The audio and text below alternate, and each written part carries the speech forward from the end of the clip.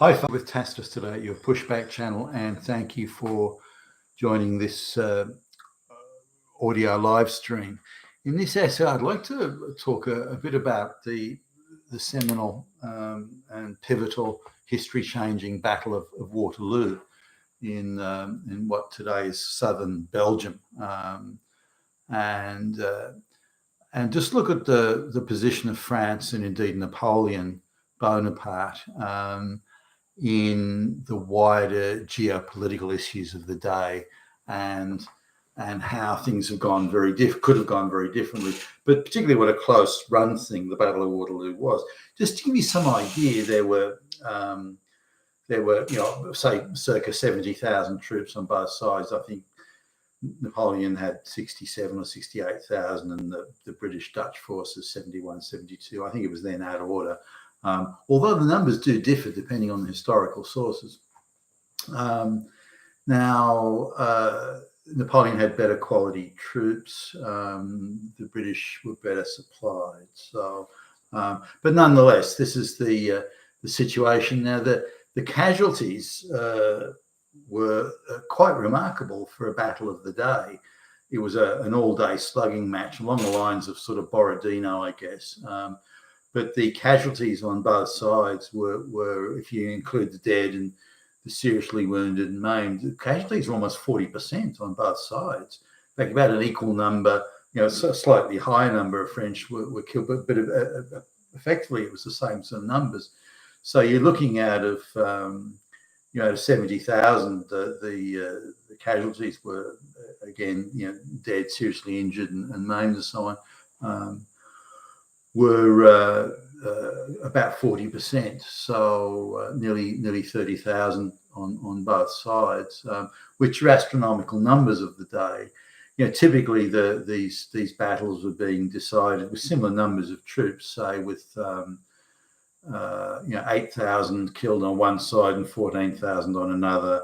But because one side fled the field, then it was considered a victory. But the numbers at Waterloo in total were quite remarkable in that sense. You didn't really see casualties of that order very often, but it gives I guess an indication to how equally matched sort of both sides were.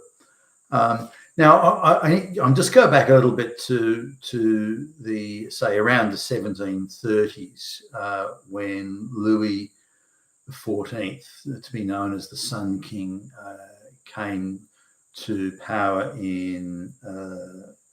was crowned in France, and then shortly after, because he's quite a young guy when he came to the throne. So, and he was reasonably well advised, all told, at least in some areas, and he made a bid for France to be the unquestioned dominant power in Europe. Now, many of the other powers lined up against him, and to some extent his ambitions were thwarted, but not completely. France was the most popular at the time, was the most populous country in Europe, and it had a vast agricultural sector, bigger than more acres under cultivation, and had quite an accomplished sort of technical and scientific community, maybe not quite as advanced as the British later became, or clearly not as advanced as the British later became, but certainly in its day, it was quite formidable. They were quite advanced in terms of things like ship design and so on. So they were really taking on the baton of world power in Western world sense, at least world power from, say, Spain, because Spain had been really the dominant power beforehand, and but by the late 1600s they were grasping, and they were in a fair bit of trouble, and the French became the dominant power, particularly around 1730, 1740. Now again, there were many, including the British, but there were many powers ranged against them who didn't like the idea of France being in complete control. So.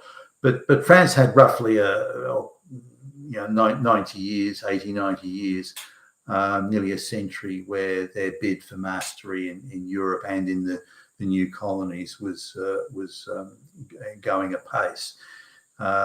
Now, with Louis XV, Louis XVI, things slowed down a bit in terms of France being a major pursuing the dominance thing, but that didn't really go away, and the French were very keen to embarrass the British in, say, the American War of Independence, where the French intercession on the side of the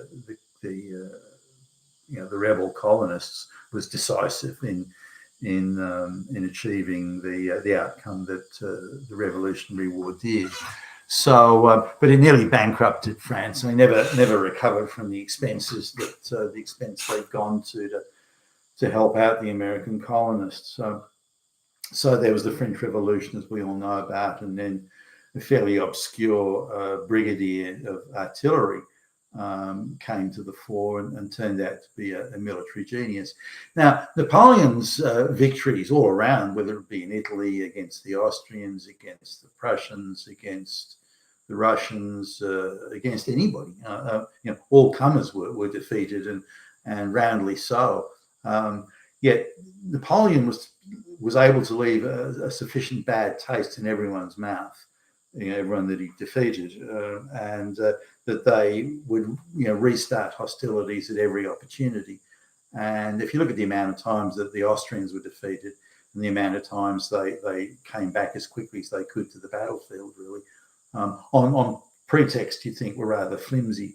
But for some reason, Napoleon's foreign policy was a disaster, even though he had the very able foreign minister, Talleyrand. And Talleyrand's spelt tally as in counting rand, so it would look like Talleyrand, but they pronounced Talleyrand.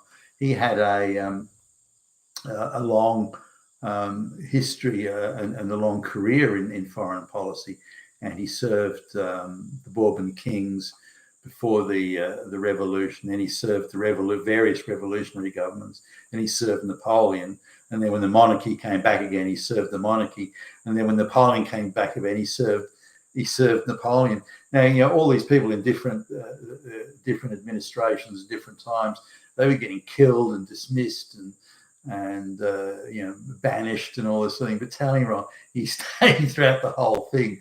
And the guy must have been a mercurial, golden tongue talker to survive through so many different administrations there. But he had quite an able foreign minister there, Talleyrand.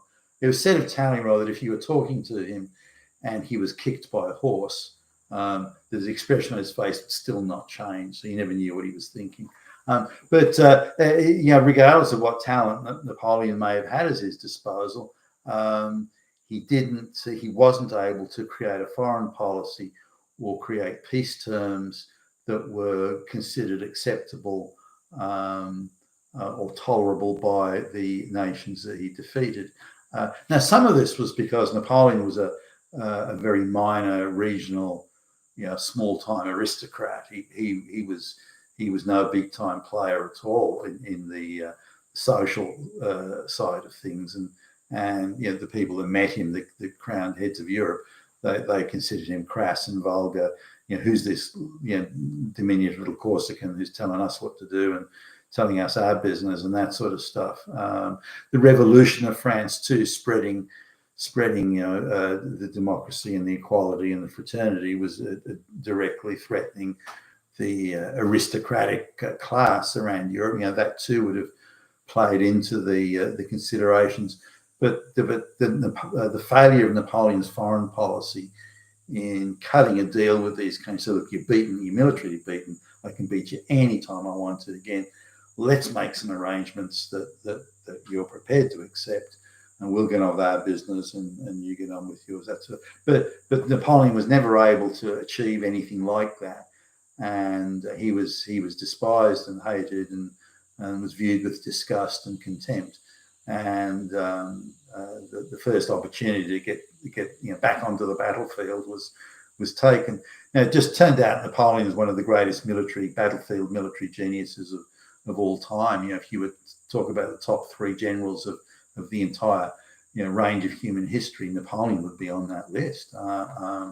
And truly brilliant as a general or generalissimo, and And he knew himself. He said, look, the only reason that we can stay in business, France and his administration, the only reason we stay in business is my battlefield victories. I have to keep on winning them. And he knew the cost or the consequence of losing a battle. So the reason that the French people would follow him and they would tolerate over 2 million military casualties over the time of Napoleon's administration, the reason is that Napoleon kept on winning.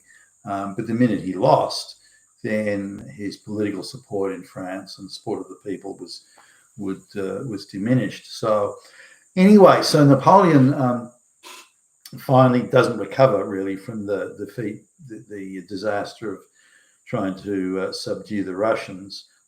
He's still formidable and he's still a great general, but there are now too many forces arrayed against him.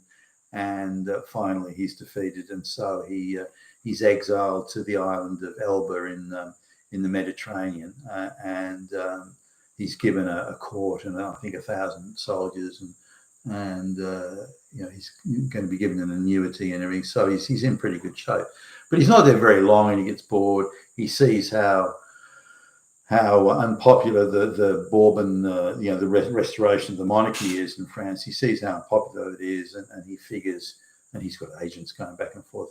He figures that he can return to France and that the whole country, including the army, will support him. Now, sure enough, they do, and within days he's in Paris and he's back in charge as the emperor. Within 100 days, he's mobilized over 100,000 troops, equipped and armed them, and he's appointed a very able General Davout, D-A-V-O-U-T, as the Minister for Munitions and Army Organisation and so on. And he's very good and works very hard. And so they're able to put quite a well-equipped army in the field. The soldiers rally to his banner, and the British and the Dutch are stationed in what today will be Holland, and they get their forces together, and their bits and pieces happening when they hear about this. Russian armies and Austrian armies are already mobilised, and they're heading to, as the Prussian army is, they're heading to France to defeat Napoleon. So it's unlikely he could have prevailed against those forces. But nonetheless, he's an optimist. He's a great general, and he figures if he can go and defeat the British Dutch first, he can defeat the Prussians, which have a much smaller army, afterwards, and then he can turn to meet the Russians and the Austrians, and he'll separate them so he doesn't have to fight them together. Now, if he had won at Waterloo and then vanquished the Prussians subsequently, he would have had much more political support. The whole body politic of France would have got behind him. More people would have rallied to his banner, so he'd have had more troops and so on. So winning quickly was very, very important to Napoleon if he was going to make a go of his second premiership, if you will. So Napoleon starts advancing towards Waterloo. There are a couple of three battles, I guess, a couple of skirmishes, and then a reasonably sized confrontation with the Prussians at I think it was Ligny, Quatre Bras, meaning 4 arms in French. So it's like a crossroads of 4 roads, which was a minor engagement, and Wavre. So there's a bit of skirmishing and minor, but not decisive in any grand scheme of things battles. And then they come to Waterloo, which is where the British decided to advance to. Now, Wellington was no great general. He was competent, and he knew what he was about. And if you were looking for a competent journeyman, Wellington would be as good as anybody. Was he in the league of Napoleon? Absolutely not. But he was, again, competent and solid, but not in Napoleon's league in terms of the brilliance and the inspired battlefield sort of vision that Napoleon would look at a battlefield and look at things moving from a hilltop somewhere. He's got his telescope out, and I need more cavalry here, and I need more this and more. And so Napoleon could see that he could make sense through the fog of war in a way that really hardly any generals throughout history have been able to. And he was able to do it, which is obviously part of his brilliance. So now Napoleon figured that the Prussians would try and join forces with the British. So he sent a general, I think it was Grouchy, a general to stop the Prussians from uniting with the British. And so about 30,000 men, they were supposed to position themselves in between the Prussians and the British, so that the two forces couldn't get together. But Napoleon, there was talk, there was sort of commentary after the battle that some of the key generals hadn't really been as filled with sort of fervour and enthusiasm and ardour about Napoleon coming back as was first thought. So Grouchy sort of dragged his feet a little bit and didn't pursue the Prussians or engage in the blocking move as vigorously as he should have or even could have. And this allowed the Prussians to cross over his line of march and come towards where the British were, and then ultimately join forces with them. Marshal Blucher being the Prussian general or field marshal. Now the Battle of Waterloo was a close run thing, very close. But come the sort of mid afternoon, or late early afternoon, the French were winning. It was going to be a close run thing, huge casualties on both sides, but the French were about to win and deliver the hammer blow and defeat the British and Dutch forces at Waterloo. Now, I don't know what sort of condition Napoleon's army would have been at the end of that. Again, their casualties would have been, were very high. Their expenditure of ammunition was way in front of anything that they thought they'd have. So they needed many more soldiers. They would have had maybe 35,000 troops that were maybe not even that much, between 30 and 35,000 troops that would have been ready. They lost many horses, so they're well short on horses to pull artillery and supply wagons and for cavalry and so on. And so they could have at best put 65,000 soldiers in the field to meet any other enemy other than conscripts that they would levy in the meantime. Now, a narrow victory at Waterloo still would have been enough for Napoleon to be able to say, "Look, I've won. Come to my banner and let's have some more victories." But the casualties and the cost was huge, and that would have been heavy, difficult to sustain for the French war machine in the immediate term.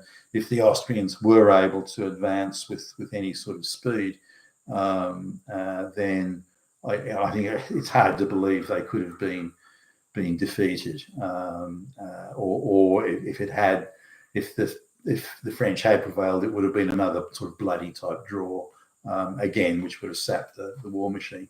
In the event, the Prussians did arrive in the battlefield in time, and they were able to decisively tip the balance. And troops that Napoleon had designated to deliver the final hammer blow to the British had to be diverted to try and counter the Prussians arriving on the battlefront.